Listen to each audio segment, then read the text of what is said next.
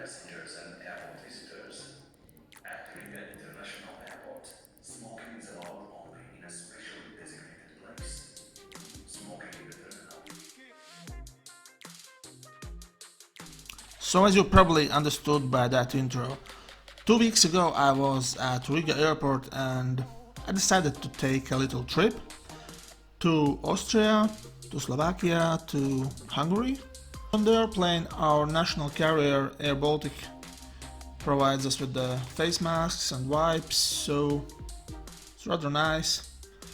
And yeah, the whole experience is a bit eerie because there are not many people at the airport, obviously. Only 55,000 people used the services of Riga airport in June, so we are nowhere near back to the numbers that the airport had before. But I arrived safely to Vienna airport, took the bus to Bratislava because that's where I was heading. That was my first destination in this trip. And yeah, nobody will find me in Bratislava, as they said in the Eurotrip movie. Or like, Mother of God, we're in Eastern Europe. Although I'm myself from Eastern Europe, so, well, of course I knew that Bratislava wasn't nearly as shitty as shown in that movie, because it's a modern city, as you can see, the castle up on the hill, and the river Donau, as they call it in German, Danube or something like that in English, yeah. But yeah, it's really beautiful, this UFO bridge and the old town. It's a small city, but still there's things to do, of course, since there's still a COVID-19 outbreak. And it doesn't seem to stop at the moment, so I was still very careful. I just walked up the hill, took some pictures, took some videos, tried to stay away from sitting in cafes or just took some takeout food, just not to sit in the cafes.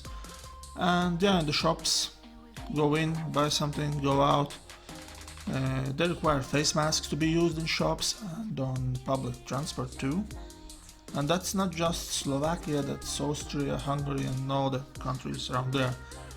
I'm saying just because in Latvia we don't really do face masks at the moment, but probably we'll have to do in future, but we are kinda unique in a way, like Donald Trump and his pals.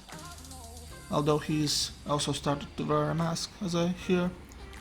I really like these old trams in every city where I go, and these old streets. Bratislava seemed pretty empty actually. There were very few tourists. I wouldn't say that there were no tourists, there were few, but not many.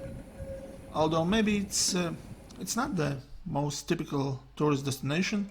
You can do day trips from Vienna, it's 60 kilometers or something, but as you can see, in the morning, I just spent there one night. In the morning I went for a walk in the old town, and it was pretty much empty, and only on the main street there were more people, but yeah, walking around these smaller streets it just felt very empty and still in the COVID-19 emergency situation mode. Although maybe that's just kind of like it is. Because I noticed that they are not early birds there. I want to say nothing is really open. It's 9:30 in the morning or even 10, and then still kind of sleepy feeling. And yeah, there were some tourists, some people sitting, drinking morning coffee and having some breakfast. But yeah, it was pretty empty, I would say. And I guess this is the main square. I didn't know much about it because I just spent one night there, so that's all that I know about this place. And the old town is really small, but it's nice. It's good. I like the cities of this size. 400, 500,000 people. I like them better than the bigger cities. Now when it comes to the virus, Slovakia is pretty safe at the moment, I'd say. There are only a few cases each day, so it's most of the European countries have no restrictions for people to go to Slovakia, so that's nice, and it's really calm, and maybe not much to do there, but it's a nice, calm destination, I guess, if you want to go and spend some time outside your usual environment, your home country, where you've been locked up for a few months now. So I would say that's a really good place to go. And yeah, that day I spent the night and I woke up, walked around the city, and the next stop for me was going to be Budapest. So next time I'll touch upon that a bit, or maybe not a bit, for 10 minutes or so. We'll talk about Budapest and the vibe there, but yeah, I liked Bratislava for its calmness and very safe environment.